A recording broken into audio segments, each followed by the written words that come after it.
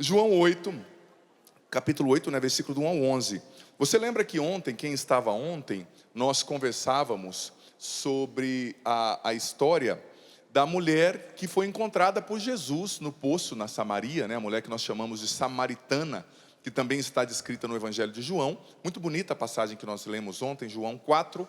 E hoje nós vamos ler a passagem que está em João, no capítulo 11, falando também de outra mulher que foi encontrada por Jesus. E você sabe que a Bíblia, ela é tão fantástica, né? Eu estou nesse ano fazendo o projeto Leia a Bíblia Inteira Comigo em um Ano, né? Todos os dias o Orlando está me ajudando, Orlando Júnior, que eu estou lendo a Bíblia inteira, do Gênesis ao Apocalipse. Comecei dia 1º de janeiro, vou terminar dia 31 de dezembro, né? Está entrando um vídeo todo dia no meu canal ao meio-dia, no YouTube, e eu estou falando sobre isso, e a gente já sabe, né? Vou ser sincero, a gente que é padre, estuda teologia, estuda a Bíblia, mas cada vez que você lê a Bíblia, você pode ter lido antes. É algo novo, é algo profundo, é algo que você não percebeu, é algo que está falando diferentemente com você do que você tinha entendido antes. Porque a palavra de Deus, gente, é muito profunda. Não tem fim, sabe? E também, cada vez que você lê a palavra, você está numa situação de vida diferente. Então a palavra te encontra de maneira diferente. E você sabe que a Bíblia, ela é cheia de situações de cura interior. Não é só a cura que Jesus fez, mas as situações, os enredos. Eles são enredos de cura, né? Os personagens são personagens que nos mostram qual é o itinerário da cura interior. Dá um pouquinho mais de retorno para mim da minha voz e do piano, por gentileza. Então, são personagens de cura interior, são roteiros de cura interior, né? Então, nós vamos ler agora João capítulo 8. Jesus foi para o Monte das Oliveiras de madrugada. Voltou ao templo e todo o povo se reuniu ao redor dele. Sentando-se, Jesus começou a ensiná-los. Os escribas e os fariseus trouxeram uma mulher apanhada em adultério. Colocando-a no meio, disseram a Jesus: Mestre, essa mulher foi flagrada cometendo adultério. Em outras traduções, né? Foi pega em flagrante delito de adultério. Quem é da área jurídica entende bem essas terminologias. Moisés, na lei, nos mandou apedrejar tais mulheres. E tu, que dizes?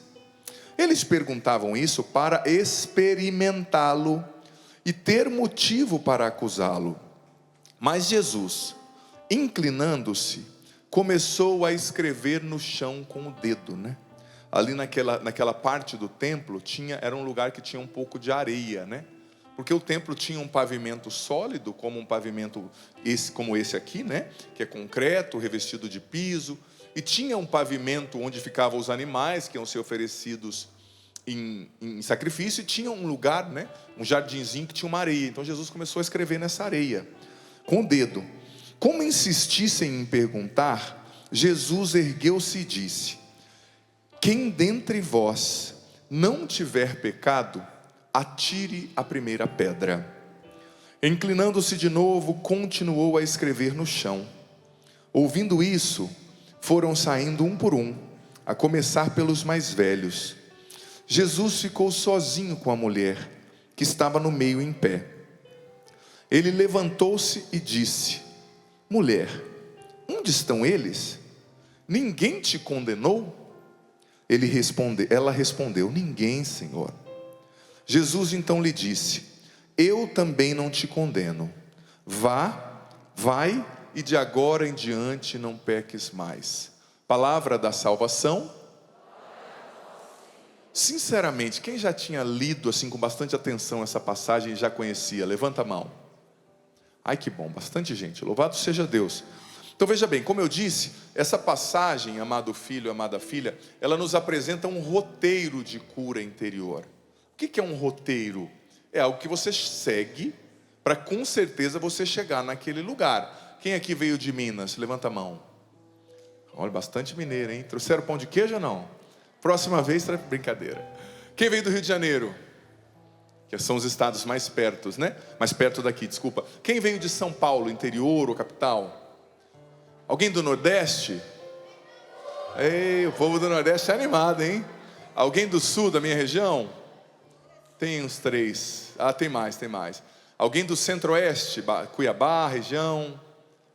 Alguém do norte? Manaus. Para você chegar aqui, eu pressuponho que você usou um roteiro. Sim ou não? Por mais que não foi você que usou o roteiro. Padre, eu saí de Manaus, eu vim de avião, padre, é longe. Mas o seu piloto usou um roteiro para chegar aqui, uma rota. Porque se o seu avião, ao invés de se direcionar para São Paulo, se direcionasse para Miami ou para Orlando, você ia passar o final de semana na Disney, não aqui, né? Aqui é melhor, hein? Não seja tentado a pensar quem me dera, não. Você está rezando, você está com Deus, cara de pau, né? Mas enfim, o piloto teve que direcionar a rota para chegar aqui, sim ou não? Você que veio de Minas, vamos supor que você é da cidade mais próxima aqui de Minas, que eu acho que é Passa Quatro, se eu não me engano. Você teve que descer a serra para vir para cá. Se você vai em sentido BH, uma hora dessa você está assistindo o jogo do Atlético Mineiro lá no Mineirão, não é? Você, o povo já está falando, Galo, né? Você tem que traçar a rota para chegar onde você precisa chegar, sim ou não? E essa passagem é uma rota, é um roteiro bíblico de cura interior. Por quê? Vamos prestar atenção em cada detalhe. O padre vai esmiuçar aqui e trazer detalhes que não são evidentes nem aparentes, tá? Então presta atenção, porque a partir de hoje você vai conhecer essa passagem bíblica. Tenho certeza que você vai perceber detalhes que você não tinha percebido. Em primeiro lugar, aqueles homens eram maus, né? Querendo matar aquela mulher, sim ou não? Não necessariamente. Eu vou te explicar. Nossa, padre, você defende o assassinato? Não, criatura.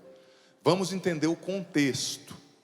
Você sabe que quando o povo de Israel foi criado, presta atenção, não é que eles estavam fazendo certo em matar uma pessoa, não é isso que eu estou dizendo, mas a gente tem que entender o contexto da situação. Por isso que esse projeto que eu estou fazendo, Leia a Bíblia em um Ano, é fantástico. E nada justifica o assassinato, mas nos faz entender o contexto. Quando Deus criou o povo de Israel, gente, naquela época as pessoas eram povos tribais. Era uma época muito violenta. Eu explico isso no projeto Bíblia em um Ano que eu estou fazendo. Então não adianta a gente querer entender coisas do Antigo Testamento com a cabecinha que a gente tem hoje, forjada pelo politicamente correto, né? Eram povos tribais, eram povos violentos, eram povos que viviam em guerra. Então, para criar o povo de Israel, para dar uma identidade de povo, Deus teve que se abaixar e chegar no nível deles e falar uma linguagem que eles entendiam. Porque matar uma pessoa naquela época era como tomar um sorvete hoje, entendeu? Era muito comum. Então quando você for tomar um sorvete, pensa nisso e toma menos. Você não engorda e entra na lógica, né? Mas enfim, brincadeiras à parte, era muito comum, eram povos tribais, gente. Eram povos violentos. Então Deus criou o povo de Israel, fez uma promessa a Abraão, depois aconteceu Isaac, Jacó, né?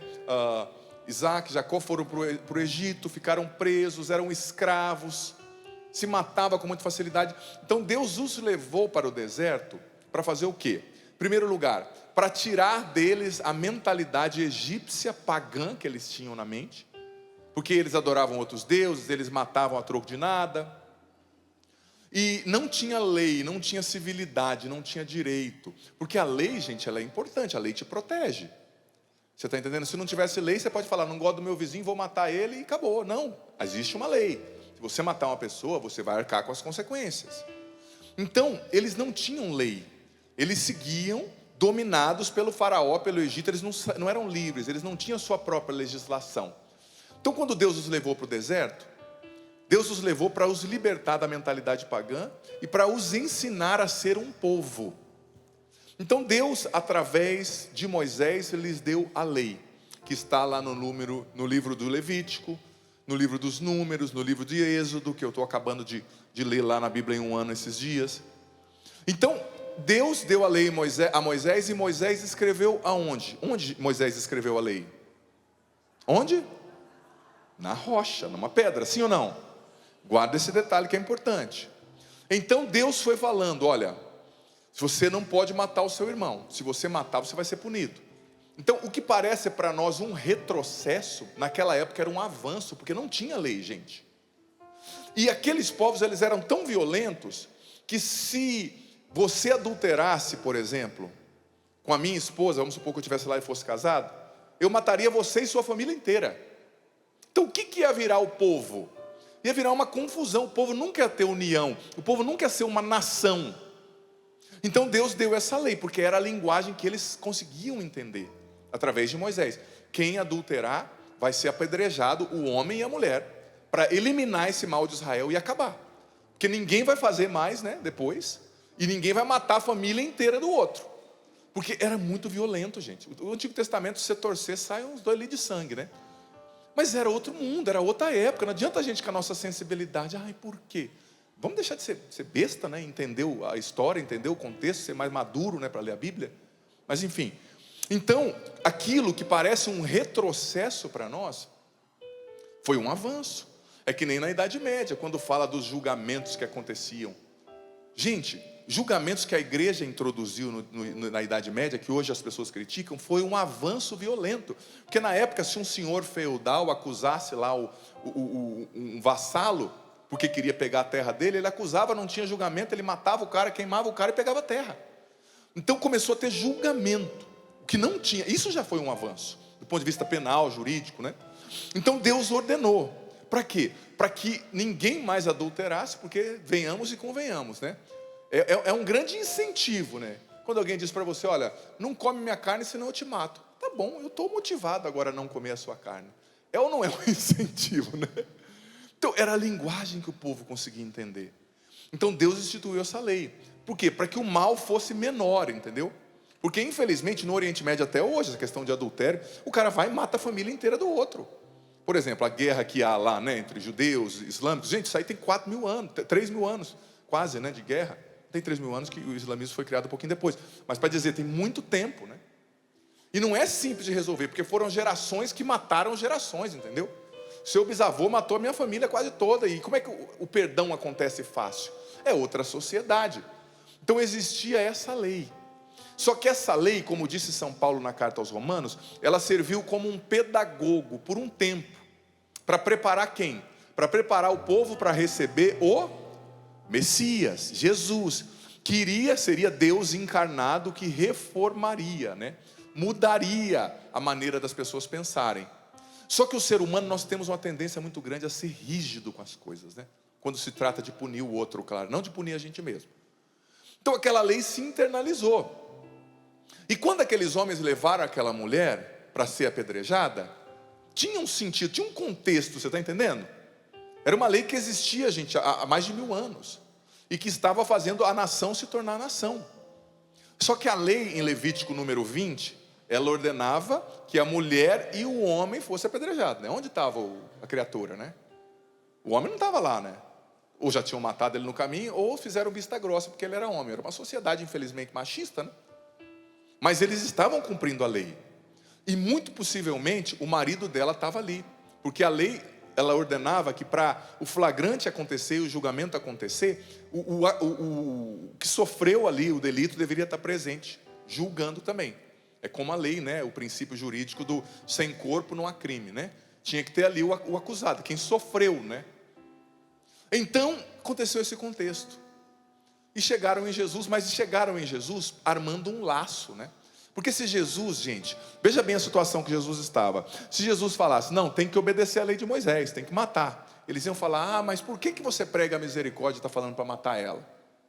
Matá-la. Mas se Jesus falasse, não, tem que perdoá-la. Então você está indo contra a lei de Moisés? Só que ir contra a lei de Moisés naquela época, a lei de Moisés tinha princípio jurídico também na época. Ele poderia ser preso, condenado. Ele não poderia ser morto, porque só o imperador, o representante do imperador romano, tinha poder jurídico para legislar sobre uma morte. Mas ele poderia ficar preso a vida inteira, pela guarda, pela polícia do templo. Porque aquela lei era também civil.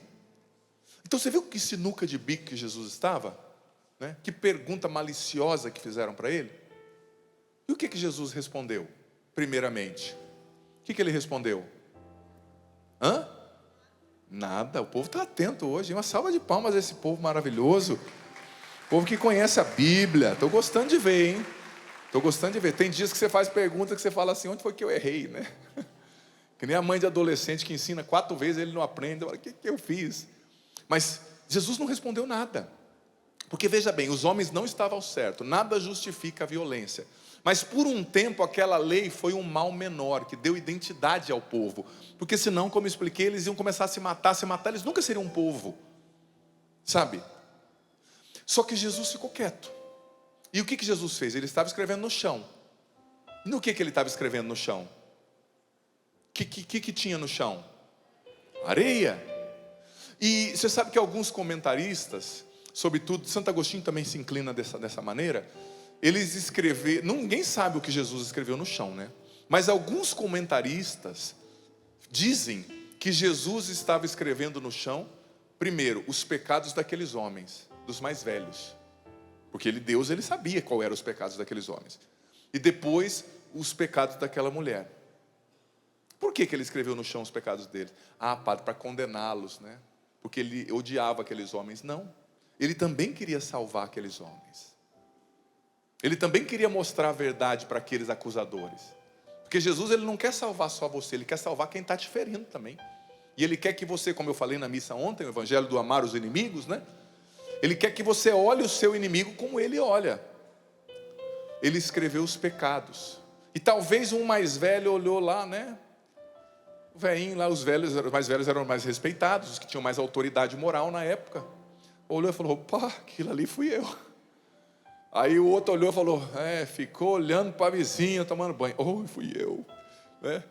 Todo mundo se identificando. Mas Jesus queria condenar todo mundo, sim ou não? Queria? Se ele quisesse, ele tinha escrito na rocha. Ele escreveu na areia. Porque na areia, gente, se você assoprar, se você bater o pé, se vir um vento, apagou. É assim que Deus age com você e comigo. Ele escreve os seus pecados na areia. O diabo escreve na rocha, para te mostrar, você pecador. E aqui eu já posso dizer que essa reflexão se inclina a curar, a trabalhar a cura da ferida da culpa, né? Da acusação, ferida emocional da culpa, que é uma ferida interior. Deus escreve os nossos pecados na areia. Ele escreve os mandamentos na rocha, para que nós lutemos para obedecê-los, porque os mandamentos são irrevogáveis. Mas os seus pecados eles escrevem na areia. Então quer dizer, padre, já que está na areia, eu posso pecar todo dia? Não, eu não falei isso. E o que Jesus falou para ela? Vai e não peques mais. Em algumas traduções, vai e não peques mais, para que não te aconteça uma coisa pior. E o que é pior do que ser apedrejado? Ir para o inferno, perder a salvação eterna. Porque as pedras iam doer por 5 minutos, talvez 10. O fogo do inferno queima para sempre, não se extingue. Então Jesus está mostrando, em primeiro lugar, Ele quer salvar todos. Ele quer salvar você, mas Ele quer salvar o teu acusador. Ele quer salvar o teu inimigo. Segundo lugar, Ele escreve, como eu já disse, os nossos pecados na areia. Ele não vai, tem um salmo tão lindo, né? Que diz assim, o Salmo 102, algumas traduções 103. O Senhor não fica sempre repetindo as suas queixas. Ele não nos trata como exigem as nossas faltas. Ele não guarda a sua ira para sempre. Que coisa linda isso, é ou não é verdade? Que misericórdia constrangedora, né? O amor de Deus é constrangedor. A gente fica nu, né, do ponto de vista espiritual diante desse amor, que nos olha com tanta ternura, que nos entende, né? Não para que a gente viva no pecado, mas para que a gente de fato recomece. Recomece. E olha o que Santo Agostinho falou. Eu vou trazer um pouco agora mais Santo Agostinho. Eu trouxe essa reflexão falando... Aliás, antes de entrar em Santo Agostinho, deixa eu desenvolver um pouquinho mais isso. Quando Jesus escreve os pecados na areia, Ele está afirmando que Ele não vai ficar para sempre lembrando o seu pecado. Se você confessou, seu pecado foi perdoado. Claro, é bom que você faça penitência, é bom que você busque uma indulgência no dia de indulgência, para ser ali perdoado das penas temporais dos seus pecados. Mas Ele te perdoou, acabou. Ele diz, levanta. Você sabe que cada gesto de Jesus ali é profético. Quando eles trouxeram a mulher, gente, aquela mulher, já tinham rasgado uma parte da roupa da mulher, porque a lei era, não deixando ela nua, claro, mas rasgando em sinal de que ela estava em contrassenso com a verdade, né? Estavam arrastando ela pelos cabelos, muito provavelmente. Tiraram o véu dela, porque na época a mulher não andava sem véu. O véu era a proteção, segundo o costume da época, da dignidade da mulher. Só os íntimos veriam o seu cabelo. Então eles arrancaram o véu e já falaram, essa aqui não tem dignidade. Puxaram ela pelo cabelo, jogaram ela no chão. E o que o Evangelho diz? Que Jesus estava em pé, ensinando, sim ou não? Só que quando jogaram aquela mulher no chão, o que Jesus fez? Qual foi o gesto? Ele se abaixou. Se abaixou para quê? Antes de escrever no chão, o que ele fez? Ele olhou para essa mulher. Aí já começou o processo de cura dela. Porque veja bem, imagina como estava a autoestima dessa mulher. Imagina o sentimento de inferioridade. Imagina o sentimento de culpa. Imagina a autoacusação. Imagina a acusação do demônio nos seus sentimentos. Imagina o medo da morte. Quantas coisas essa mulher não estava vivendo ao mesmo tempo. O nível de tensão, de estresse, de ansiedade. Jesus se abaixou e olhou para ela. Talvez, gente, esse foi o olhar mais puro que ela recebeu de um homem em toda a sua vida. Porque os outros homens só olhavam a ela como um objeto, né? Eu fico admirado, às vezes a mulher está buscando amor e não entende que as pessoas não estão olhando para ela com amor quando ela fica mostrando o seu corpo nas redes sociais, quando ela fica andando com roupa curta demais. Eu sou padre, mas eu sou homem, eu posso dizer a partir do nosso instinto masculino. Você não vai atrair ninguém que te respeite mostrando excessivamente o seu corpo. Não vai, não tem como. É em contrassenso com o instinto masculino. Infelizmente, a gente precisa se converter, mas é assim que funciona. Talvez aquela mulher, ela buscou amor em tantos corações, gente, porque o que leva uma pessoa para o adultério? Tudo bem, talvez existe ali um vício sexual, uma compulsão, uma coisa que a pessoa precisa de libertação, né? Um espírito de luxúria, acontece. Mas muitas vezes a pessoa está buscando amor. Sobretudo no caso das mulheres, o homem psicologicamente é um pouco mais instintivo, né? Mas a mulher, ela é mais afetiva, isso é psicologia, não estou falando do que eu acho, né? Então, talvez ela estava buscando o afeto, talvez ela estava buscando atenção, talvez ela estava buscando o amor que ela não teve do pai na infância, eu não sei. Mas ela estava condenada, acabou, ela ia morrer. Ela se sentia um lixo, ela não tinha mais dignidade. Então Jesus se abaixou e olhou para ela. Um homem não se abaixava para uma mulher naquela época, infelizmente, era a cultura do Oriente Médio. Só que Jesus é um homem em contrassenso com o mundo, ele era Deus, né? Ele se abaixou e olhou, como eu disse, talvez o olhar mais puro, o olhar mais sincero. Nunca um homem olhou para ela daquele jeito, nunca. E aquele olhar já mostrou para ela a seguinte coisa: eu tenho valor. Segunda coisa, eu não sou o meu pecado, ele me vê além. É tão bonito quando alguém nos vê além do nosso pecado, não é verdade? Você tem pecado, sim ou não? Achei que estava todo mundo imaculado aqui. Eu ia ligar até para os padres lá do confessionário, pedindo para eles irem embora, que hoje não precisaria atender confissão. Mas é tão bom quando você vai confessar, por exemplo. Gente, eu amo a confissão, eu amo o sacramento da confissão. E eu sou tão grato a Deus, porque antes de ser padre, e também como padre, tá? Porque padre também confessa. Tempos atrás uma pessoa me viu na fila da confissão lá em Aparecida, ficou tão assustado. Eu falei, você não sabia que padre confessa, não? Médico também fica doente. Eu falei para ela, lá é verdade. E mesmo que não sejam coisas graves, todo mundo tem que se confessar. Tem que tomar banho, né, gente? A confissão é o banho da alma. Porque de pecado invenial, irritações, isso aí vai aumentando, crescendo a ira que às vezes a gente fica. Quem não fica com ira no trânsito às vezes, né? Quando você está aqui na Dutra, na pista que é de 110, aí tem uma pessoa andando a 60 por hora. Na pista da esquerda, ainda você buzina, fica bravo, não entende. Fala, mas meu amigo, né? E tem uma fila de 25 carros atrás, né? Isso é uma coisa que me deixa muito calmo, sabe? Muito em paz. Claro, eu não xingo, mas eu só falo, Deus te abençoe, né? Mas eu amo a confissão. Voltando ao assunto, eu amo. Porque, gente, como eu disse, eu fiz experiências lindas, lindas, lindas na confissão. Meu Deus, como é maravilhoso confessar. Os irmãos protestantes, quem não vive o seu catolicismo, perde muito por não confessar e não entender o que é a confissão. Eu lembro quando jovem, gente, quando eu comecei a participar da igreja, eu acho que todo mundo na vida, eu acho não, deixa eu refazer minha sentença. Eu penso que seria muito importante para todo mundo ter uma experiência com a própria fragilidade, sabe? Às vezes você vê uma pessoa, esses dias eu vi uma pessoa condenando, uma pessoa que tinha caído. Eu olhei para ela e pensei assim, esse cara nunca fez nada na vida, não sabe o que é lidar com a fraqueza, não sabe o que é ter um vício, né? condenando o outro que caiu. Eu falei para o rapaz, eu falei, você nunca deu um beijo na boca na vida, para você saber qual que é a dificuldade. Então baixa a sua bola, né? Para você parar de julgar as pessoas. Você não sabe o que é lidar com as fraquezas, com a fragilidade. Santo Agostinho dizia que às vezes ele rezava para certas pessoas pecarem. E o dia que eu li isso, eu levei um susto. Por quê? Porque ele falava assim, essas pessoas pecando, elas vão ser mais humildes. Elas vão saber que elas têm fraqueza, que elas não têm que definir os outros, julgar os outros. Que elas não são juízas. Claro, ninguém tem que morar no pecado, mas o juiz é Jesus. E o juiz se abaixou para olhar nos olhos de uma pecadora. O juiz.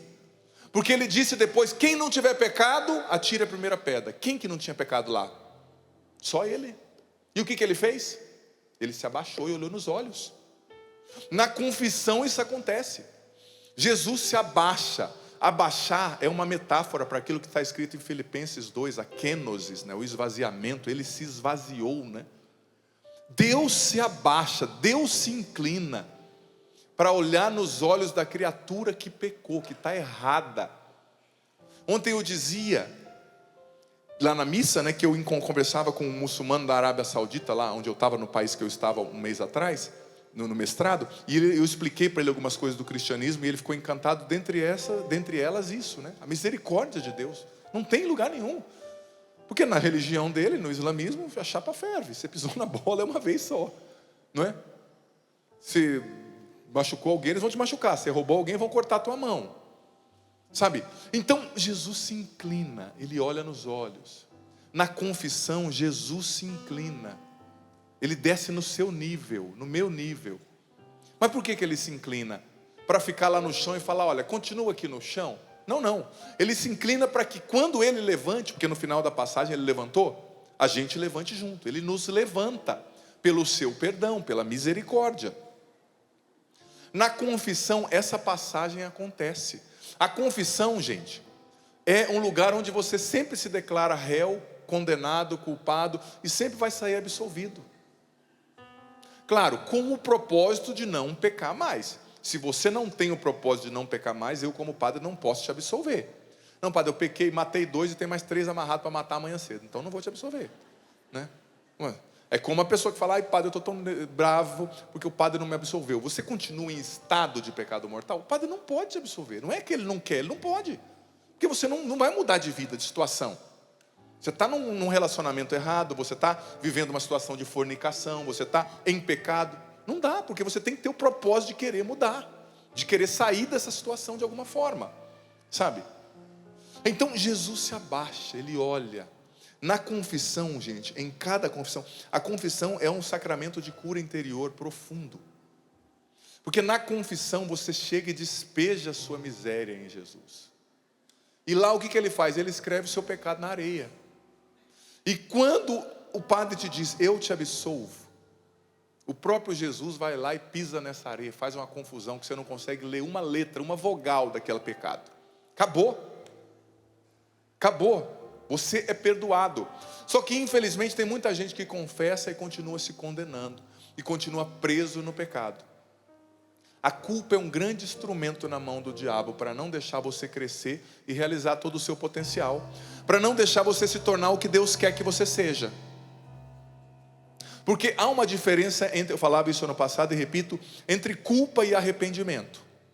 A culpa, gente, em primeiro lugar, é um ato narcisista, egoísta. Você se coloca no centro, como eu pude fazer isso, eu sou muito ruim, eu não presto. O negócio não tem a ver com você, não é você o centro, é Jesus. E Ele está dizendo, eu te perdoo, vá e não peques mais. A culpa, ela te encerra na tristeza, ela te faz ficar patinando, ela não te deixa ir para frente. Agora o arrependimento não, o arrependimento é diferente. O arrependimento ele te faz olhar para o que você fez de errado, sentir a dor daquilo, fazer penitência, aprender com aquilo e recomeçar. Eu sempre uso os 2 exemplos de Judas Iscariotes, que sentiu culpa e se matou, e Davi, que depois do seu adultério e assassinato se arrependeu, fez penitência, recomeçou e se tornou o maior rei de Israel, cujo nome é citado mais de 1000 vezes na Bíblia. Davi se arrependeu, Judas se culpou. Culpa mata, arrependimento dói. Você já sentiu isso? Eu já senti isso, gente. Eu louvo a Deus por ter a história que eu tenho, viu? Que me causa muitos problemas às vezes, mas que me faz entender com tanta compaixão os pecadores. Eu louvo a Deus, porque eu já contei meu testemunho pela Canção Nova várias vezes, né? Eu comecei a usar droga com 11 anos de idade. Eu era um menino bom, você era muito grandão, né? Sempre fui muito alto, eu tenho esse tamanho dos 12 aos 13 anos, eu tenho crescido de uma vez assim, com 13 anos já tinha barba, grande assim, né? Então, eu fui alguém que pecou muito. Eu entrei nas drogas com 11 anos, maconha, 12 para 13, comecei a beber, fumar, 13 cocaína, 13 em diante, pasta base de crack, haxixe, cloroforme, tudo que você imaginava que dava grau eu usava na época, né? Usei muita droga, e usando droga eu fiz muita coisa errada, você pode pressupor, né? Era um menino, gente. Mas adolescentes acha que sabe tudo, né? Tirando os que estão aqui, claro, e os que estão assistindo. Você já percebeu? Quanto mais novo você é, mais certeza você tem. Quanto mais velho você é, mais dúvida você tem. Você se torna mais humilde, né? Você vê que você não é o dono da verdade, né? Mas eu, na adolescência, sabia tudo. Com 12 para 13 anos, namorava uma moça de 6 anos mais velha que eu, todo atrapalhado. E entrei em coma por causa de droga com 15 anos. Fui expulso de uma escola por causa de droga. Fui meio que expulso do time que eu jogava. A gente jogava handball, viajava, era um time, tinha ganhado já o campeonato paranaense, se eu não me engano, eu sou do Paraná, o campeonato brasileirinho, né, que valeria um brasileiro infanto juvenil. Fui expulso do time, entrei na droga, de novo, caí nas drogas, estava muito viciado, entrei em coma de novo com 16 anos. Gente, fiz coisas muito atrapalhadas, não tem noção, quase fui pai com 15 anos, muito atrapalhado. Só que eu tinha um coração bom, e eu louvo a Deus porque existiram pessoas que olharam para os Zandoná, eles me chamavam de Zandoná na época, né? Só o sobrenome lá na minha cidade, na minha região. Eu louvo a Deus porque pessoas olharam para mim e não me definiram pelo meu pecado. Está lá o drogado, está lá o viciado. Muitas pessoas fizeram isso, muitas. Eu não as culpo, não estou nem aí para elas, né? Estou aí para quem me olhou diferente. Mas algumas pessoas viram o Zandoná caído no chão, atrapalhado, perdido, e viram não só o drogado, viram a pessoa, tinha uma pessoa ali.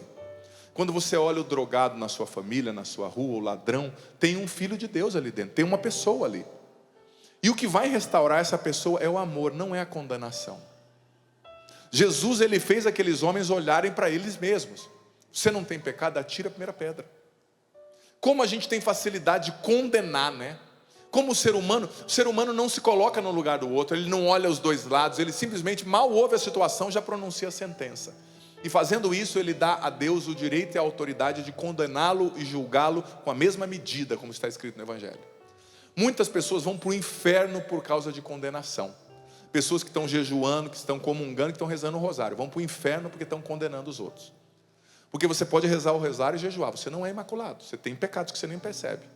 Eu vou ler o que Santo Agostinho falou aqui depois.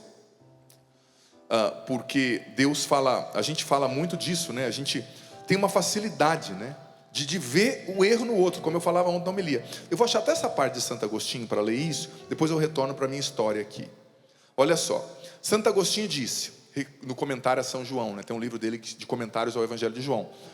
Ele disse assim: antes de exercer a correção fraterna sobre o outro, que nós mesmos nos examinemos humildemente e com cuidado, porque pode acontecer de nós mesmos sermos pessoalmente culpados de faltas que condenamos no próximo ou em todos os outros. Você já percebeu que tem coisa que você vê o outro fazer, que você desce a lenha, na hora que você está sozinho, você pensa, eu também faço isso. Ou é só eu que já vivi isso na minha vida? Santo Agostinho continua: isso de fato é o que acontece frequentemente. Condena-se, por exemplo, um assassinato público, mas não se lembra que se tem o próprio coração torturado por sentimentos de ódio, tão culposo quanto o assassinato. Aqueles que acusam os fornicadores, os que fazem sexo, né, fora do casamento, não prestam atenção à peste do orgulho que a ideia da sua castidade lhe sugere. Olha o que Santo Agostinho está dizendo. Você está condenando o pecado do outro e você se sente tão casto, você está tão cheio de orgulho que você também está se condenando, porque o orgulho é o pecado principal, é o pecado de Lúcifer, né? De não querer servir porque ele se achava igual ou superior a Deus. Censuram-lhe os beberrões, mas não se abrem os olhos para a inveja que os consome. Você censura quem bebe, mas você é invejoso. Isso aqui é um doutor da igreja, para você não falar que olha, o padre é muito, está puxando muito. É um doutor da igreja, está canonizado, do 4º século. Em circunstâncias tão perigosas, continua Santo Agostinho, que remédio empregar? Como nos preservar do mal? Desta forma, quando virmos o outro cair no pecado, abaixemo-nos logo. Ele está dizendo, fazendo referência a Jesus, né? Ou seja, lancemos humildemente os olhos sobre as faltas que a fragilidade da nossa natureza não nos permitiu evitar, se a bondade divina não nos veio apoiar. Ou seja, quando você vê alguém caindo, dizendo Santo Agostinho, se abaixe e agradeça a Deus, dizendo, eu só não fiz isso que o outro fez porque a bondade de Deus me segurou. Francisco de Assis, ele fez os seus confrades jurarem que iriam enterrá-lo no cemitério onde eram jogados os piores ladrões, assassinos e assaltantes lá em Assis. Porque ele dizia, se tem alguém que merece estar lá, sou eu. São Francisco. Agora eu e você nos julgamos os imaculados, né? Muitas vezes. É preciso ter essa atitude de Jesus, se abaixar diante do pecador. Não para apoiar, para dizer, está certo filho, ame, que está tudo bem. Não, você está errado, mas eu acolho você, você não é o seu pecado. Porque é assim que Deus faz.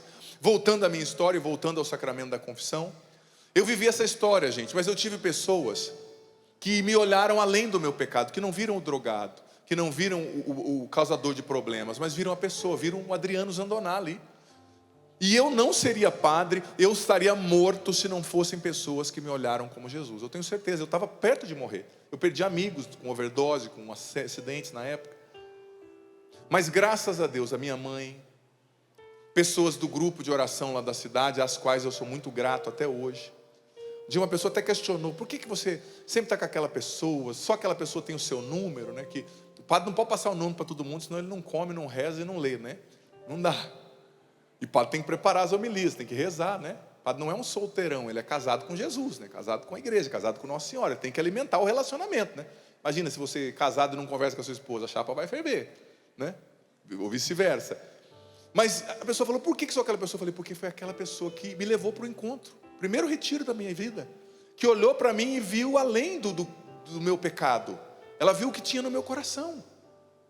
E me levaram para aquele retiro. Gente, eu vou ser sincero, às vezes eu olho para mim mesmo e falo, será que eu como padre hoje me levaria para o retiro?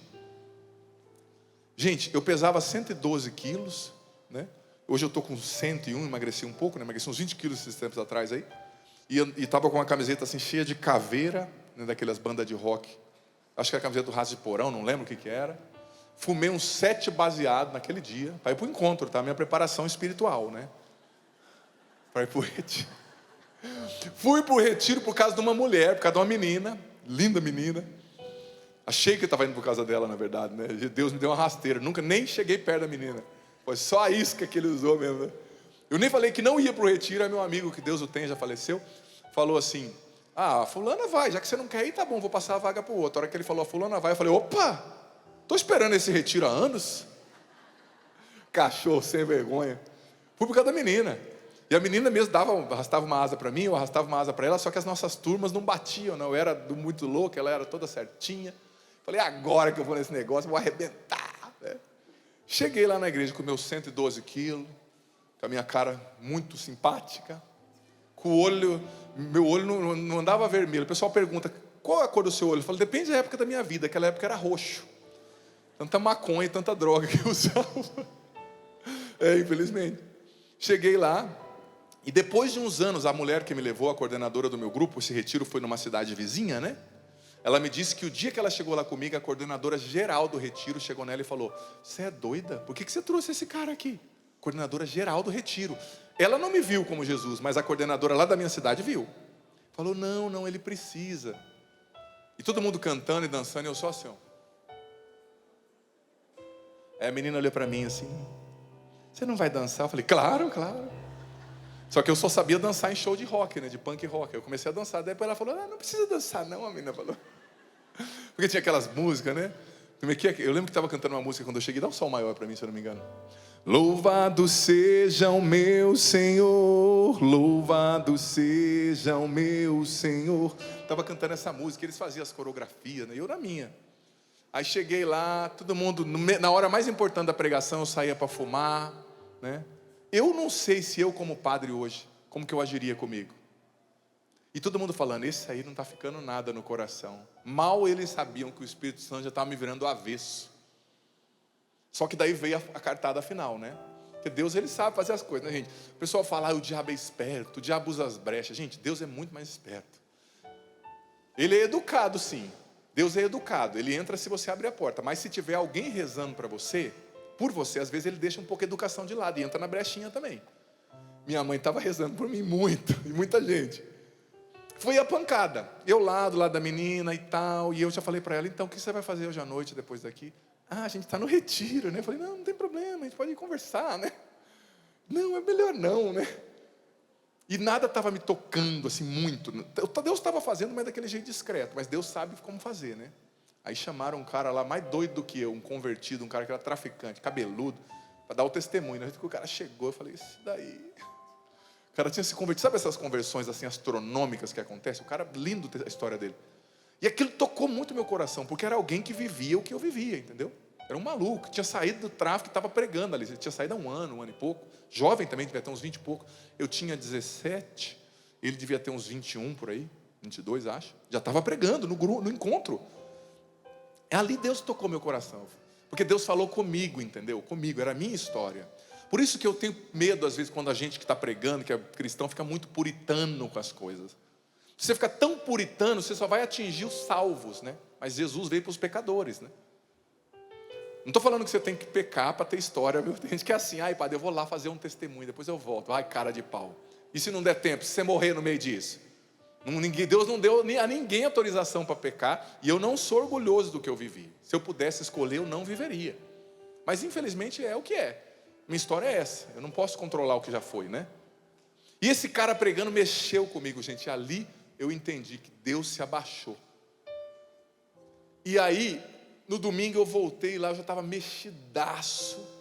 E a menina percebeu que eu estava assim, né? Só que ela não sabia se eu tinha fumado e estava meio louco, ou se Deus estava atrapalhando, ou as duas coisas, né? Ela não sabia. Mas Deus mexeu muito comigo. Por quê? Porque no mundo que eu vivia, de droga, de bagunça, de briga, eu brigava muito na rua. E nunca ninguém tinha me olhado assim nos olhos. Nunca ninguém tinha me dado dignidade de pessoa, de filho. Aí eu lembro que no domingo, no momento, eu saí da palestra e entrei na salinha do lado, era numa escola, né, onde estava o Santíssimo exposto. Eu juro para você, eu não sabia que o Santíssimo era o Santíssimo. Eu vi uma cruz lá com um negócio branco dentro, não sabia que era a Eucaristia. Você vê a minha cabeça, né? E eu cheguei e fiquei ali. E ali naquele momento eu tenho consciência que aconteceu comigo o que aconteceu com essa mulher. Jesus se abaixou, olhou nos meus olhos e me disse, se levanta, filho, não peca mais. Ali eu tirei o maço de cigarro que estava no meu bolso, deixei na frente do Santíssimo. E nunca mais essa porcaria tocou a minha boca. Nunca mais, naquele dia, nunca mais maconha, cocaína, cigarro, porcaria nenhuma tocou a minha boca. Porque Jesus me olhou nos olhos e me libertou pelo poder do seu amor, entendeu? Pelo poder da sua acolhida, pelo poder da sua verdade, me encontrando na minha miséria. Foi maravilhoso. Mas eu ainda tinha pena do pecado. Eu estava inimigo de Deus pelos meus pecados mortais, e eram muitos. Aí me pediram para ir confessar, né? E a guria lá no meio, a menina no meio, falando que eu tinha que confessar. Ai, Jesus, isso aí é demais, né? E eu tinha medo de padre que tava... Nossa, eu tinha medo de padre. Bicho estranho tal de padre, né? Vai morder a língua depois, né? Cospe para cima não, né? Não joga pedra que o telhado é de vidro, como diz o ditado. E eu fui confessar. E eu tinha um medo do padre. Gente, foi uma experiência maravilhosa. Ali eu entendi que um padre na confissão nunca é uma pessoa somente. É Jesus. Em cada confissão é Jesus que ouve você, que absolve você, que encontra você. O padre era bravo, meu amigo hoje, padre Toninho. Mas ele foi tão assim, sabe quando você vê que não é a pessoa que está falando? Porque não tinha como ele saber o que ele me falou, porque só eu e Jesus sabíamos o que eu tinha vivido. E ali quando ele levantou as mãos sobre mim e disse, eu te absolvo. Ali, naquele momento, o diabo deve ter chorado e deve ter falado, agora eu perdi. Agora não tem mais volta. Porque o que dá autoridade sobre a sua vida para o demônio? O seu pecado. A sua miséria. O seu pecado mortal. O diabo quer que você morra em pecado mortal para você ir para o inferno. Mas ali o meu pecado foi perdoado. E ali, gente, eu comecei um novo caminho com Jesus. Uma nova história com Jesus. E claro, foi um processo. Eu tinha muitas feridas. Eu tinha muitas mágoas no coração. Eu tinha feito muita gente sofrer. Só que eu sabia que eu nunca mais ia ser o mesmo. Porque ninguém tinha me olhado daquele jeito. Eu digo para você, quando Jesus te olha, nem que você queira, você nunca mais vai ser o mesmo na sua vida. E Santo Tomás dizia de que a dor de quem está no inferno e é batizado, que foi olhado por Jesus, é a dor eterna que os demônios vão ficar caçoando daquela pessoa. Jesus te olhou, te escolheu e você escolheu vir para cá. E você perdeu por sua escolha esse amor eternamente. Sabe? Na confissão Jesus te olha. Mas para quê? Para você perdoar, para você ser muito bom, aí você vai se tornar justo, aí você é perdoado e você não peca mais e começa a condenar todo mundo. É para isso que Jesus te olha? É para você ser um sacramento de misericórdia para os outros. Você percebeu que desde o início desse retiro, a palavra, se eu pudesse definir esse retiro em uma palavra, seria a palavra misericórdia. O Espírito Santo está nos conduzindo à misericórdia em cada pregação, em cada momento. Ontem na missa, ontem na minha pregação, nas orações, pelo que eu consegui perceber. Deus te perdoa para que você seja um sacramento de misericórdia. E Deus hoje, pela ação do Espírito Santo, está curando o coração de muita gente, sabe? Do sentimento de culpa. Gente que não se perdoa. Eu digo para você, não se deixe amarrar pela culpa. Porque essa não é a vontade de Deus para você. Jesus se abaixa hoje para te levantar e para dizer, siga o seu caminho. Arrependa-se. Nenhum momento na Bíblia Jesus vai dizer, culpe-se. Mas a Bíblia diz, arrependa-se. Culpar é perder tempo, é ficar amarrado, é patinar. Arrepender-se, sabe, é começar uma vida nova com Jesus. Então não se prenda pelas vozes de culpa. E se perdoe. Ontem na missa eu rezava por isso, né? Porque se Jesus, que é Deus, se abaixou para te levantar, morreu numa cruz para te perdoar, quem é você para se condenar? No fundo, a autocondenação é também um pecado de orgulho. Porque eu disse, você está no centro, como eu pude fazer. Para de falar a palavra eu e coloca a seguinte coisa, coloca a questão da seguinte forma, como ele pôde fazer. Não é o que eu fiz, é o que ele fez na cruz. Você não é o centro, o seu pecado não é o centro é a salvação. Você não tem que dizer como eu pude fazer isso, você tem que dizer como ele pôde fazer isso por mim. O cinegrafista pode filmar ali a cruz. Eu estou entrando na frente da imagem que estava linda, desculpa, filma de novo. Nem parece que trabalha na televisão, né? Como ele pôde fazer isso? Como ele pôde fazer isso? Olha para a cruz, você em casa e você aqui. Você que está aqui, eu vou vir um pouquinho para a esquerda para você ver melhor a cruz e o cinegrafista vai mostrar. A pergunta não tem que ser como eu pude fazer isso, mas a pergunta tem que ser como ele pôde fazer. O centro não é o seu pecado, não é você, é o que ele fez. Aí está a fonte da ferida, da cura, para a ferida emocional da culpa. Aqui está a fonte para a cura da ferida emocional, da autocondenação, da culpa, da inferioridade. Talvez você, como essa mulher, se sente inferior. Eu sou um pecador. Talvez você, como essa mulher, se sente culpado. Talvez você, como essa mulher, está se condenando, sabe? Está se condenando. Mas você não tem que olhar para o que você fez. Você tem que olhar para o que ele fez. Fica em pé um pouquinho. Fica em pé. Nós não vamos olhar agora para o que nós fizemos, mas vamos olhar para o que ele fez. E olha aqui, isso aqui é uma imagem, claro, não é Jesus, mas nos ajuda a rezar. Olha aqui as chagas nos seus joelhos, olha aqui as chagas nos seus pés, olha aqui a chaga no seu lado, aqui no quadril, a chaga lá no peito, as chagas nas mãos, na cabeça. O livro do profeta Isaías diz que por essas chagas nós fomos curados. Por essas santíssimas chagas nós somos curados, redimidos, perdoados. O centro não é o que você fez, o centro é o que ele fez e continua fazendo em cada missa na cruz. na entrega, na doação de si, do seu corpo e do seu sangue.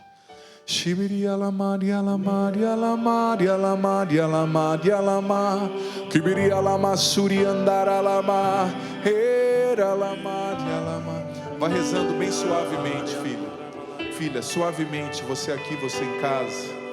Vai rezando.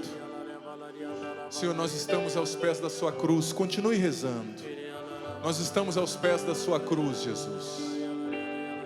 Nós estamos aqui reconhecendo, somos pecadores. Eu sou pecador.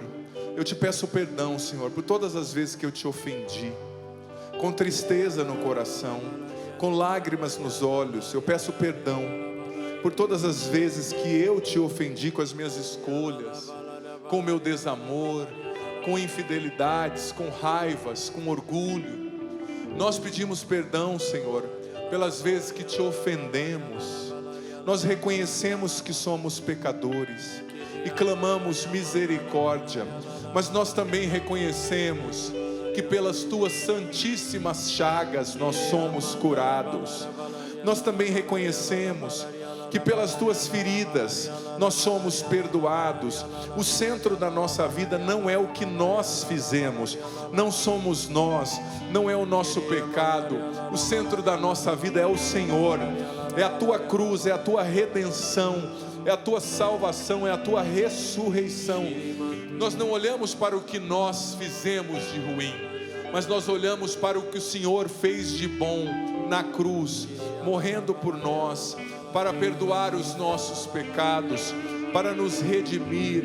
Jesus, inebria-nos, mergulha-nos no teu sangue precioso, o sangue que escorreu das tuas chagas, Jesus, abertas, o sangue que escorreu do teu coração junto com a água.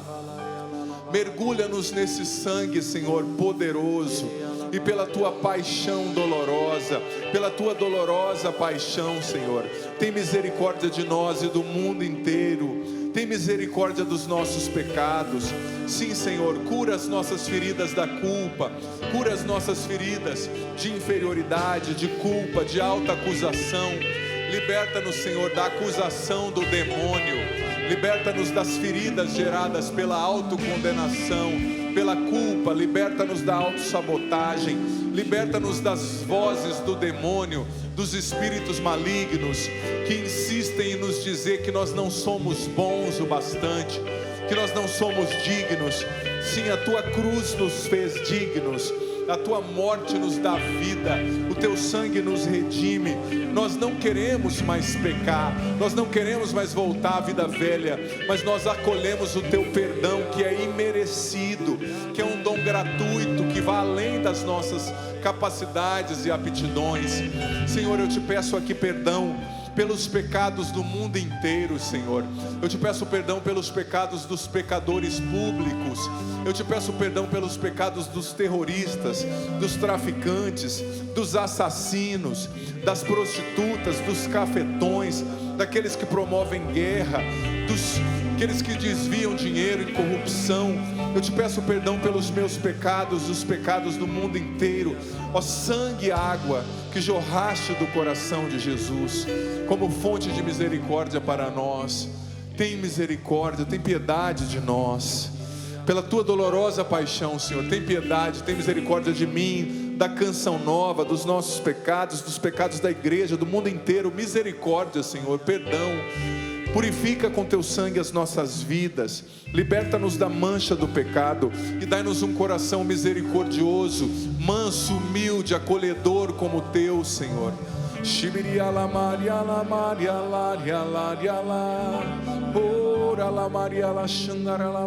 Ninguém te ama como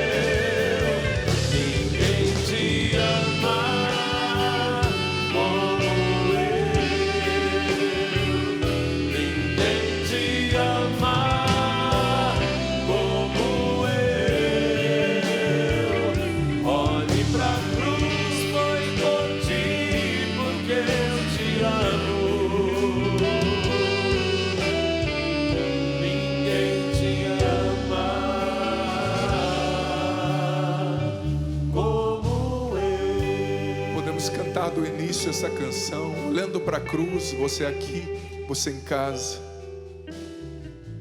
Tenho esperado este momento,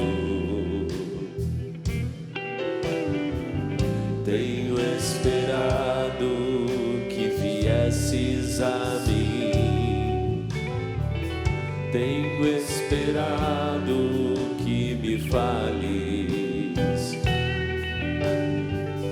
tenho esperado que estivesses assim.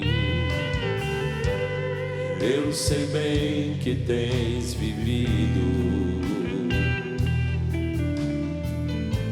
sei também que tens chorado. Eu sei bem que tens sofrido, pois permaneço ao teu lado. Deixa o Senhor te amar. Diga: ninguém te ama como eu. Ninguém te ama como eu. Olhe pra cruz, esta é a minha grande prova.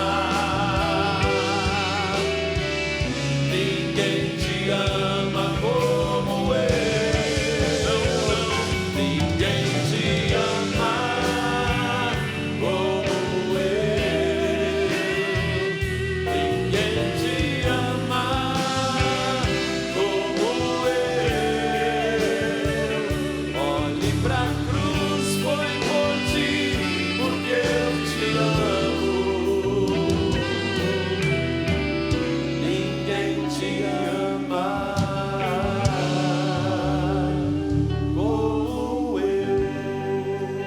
Ainda diante da cruz, não sei se nós temos tempo, mas se não tiver tempo na transmissão, não tem problema, você que está aqui. Sei que nós estamos olhando para a cruz e nos sentindo profundamente amados, mas eu quero convidar você a colocar a mão sobre o teu coração agora. Fecha os teus olhos e você vai imaginar, você vai rezar com os seus sentidos agora. Você está sobre o Monte Calvário, ajoelhado diante de Jesus crucificado. Não tem mais ninguém, não tem os ladrões do lado dele, não tem os soldados romanos, não tem as mulheres. Você ajoelhado olhando para a cruz, como eu tenho a graça de estar agora, ajoelhado olhando para a cruz. E você está contemplando Jesus crucificado. Você está contemplando o sangue escorrendo das suas chagas. Você está contemplando, no auge daquela dor, a asfixia. Mas Jesus, mesmo sofrendo tanto, Ele está olhando nos seus olhos agora.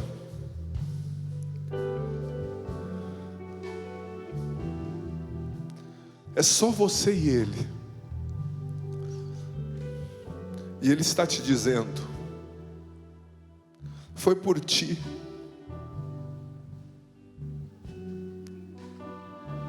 Porque eu te amo.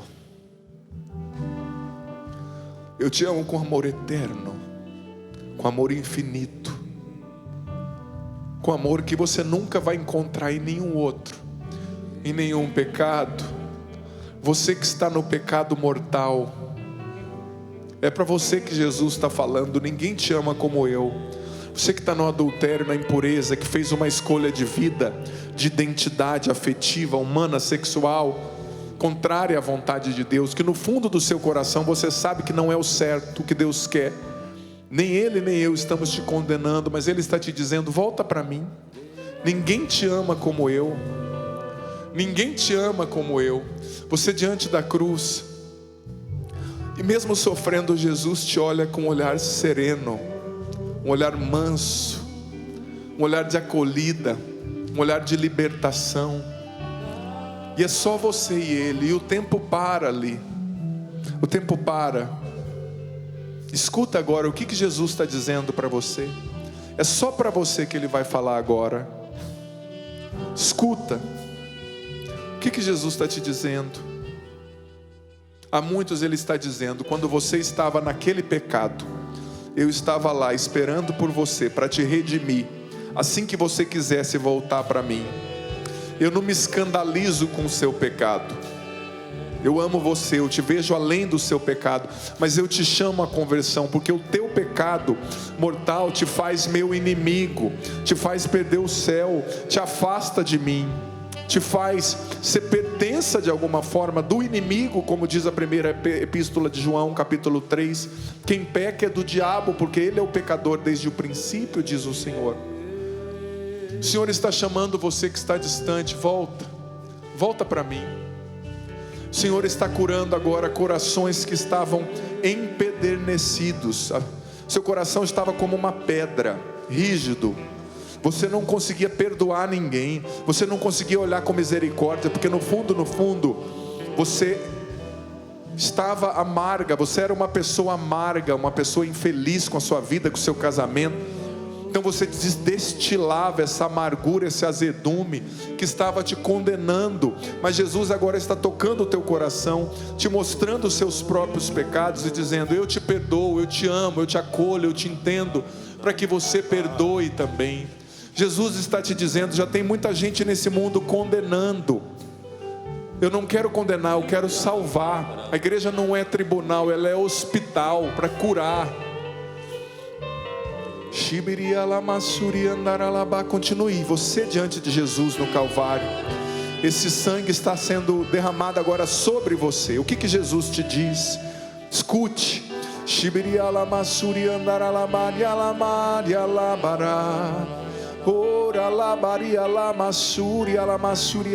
Muita gente.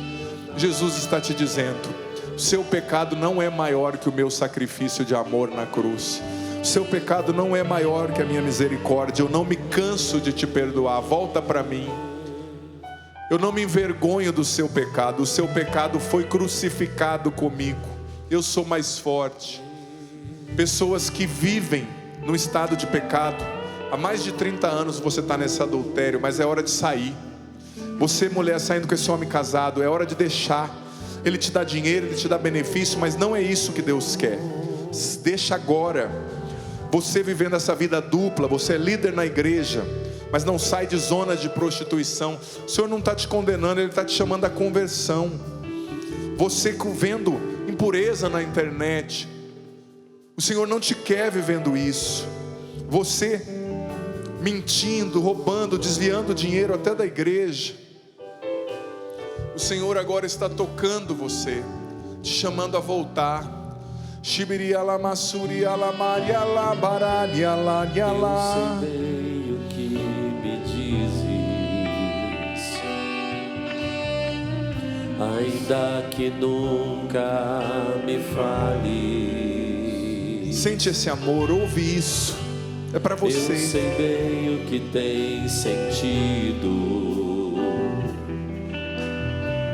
ainda que nunca me reveles.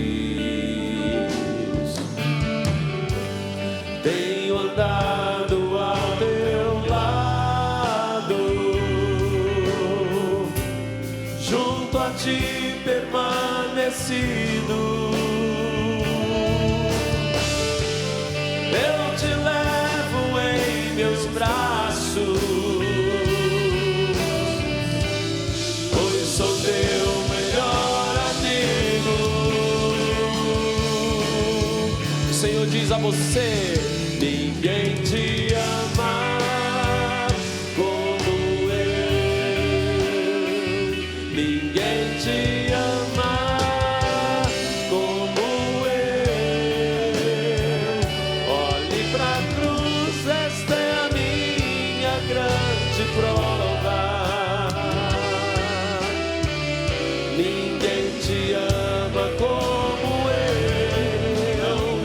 Ninguém te ama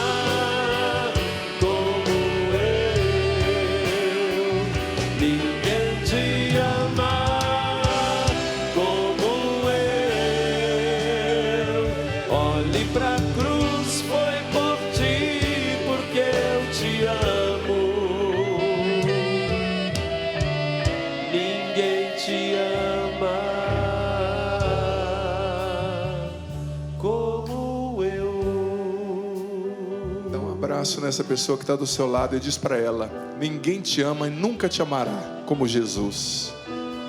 Diga para essa pessoa: Ele te acolhe, Ele te ama, Ele te acolhe como você está. Se você está acompanhando em casa, você pode fazer isso também com a pessoa que está aí pertinho de você. Esse amor é infinito, gente. Esse amor nos levanta, esse amor nos perdoa, esse amor nos dá uma vida nova. E vamos aplaudir com muita força esse amor de Jesus, esse amor que nos restaura. A gente fica até sem palavra, não é verdade? Diante de tanto amor a gente fica sem palavra. O Senhor esteja convosco. Ele está no meio de nós. Que desça sobre vós, selando esse momento profundo de cura. Muitas pessoas foram curadas, se sentiram amadas nesse momento como nunca foram antes. Você foi curado de traumas que você nem imagina. Coisas pela força do amor. Um amor incondicional, imerecido, eterno. Que desça sobre você, selando tudo isso que o Senhor fez. A bênção do Deus Todo-Poderoso, Pai, Filho e Espírito Santo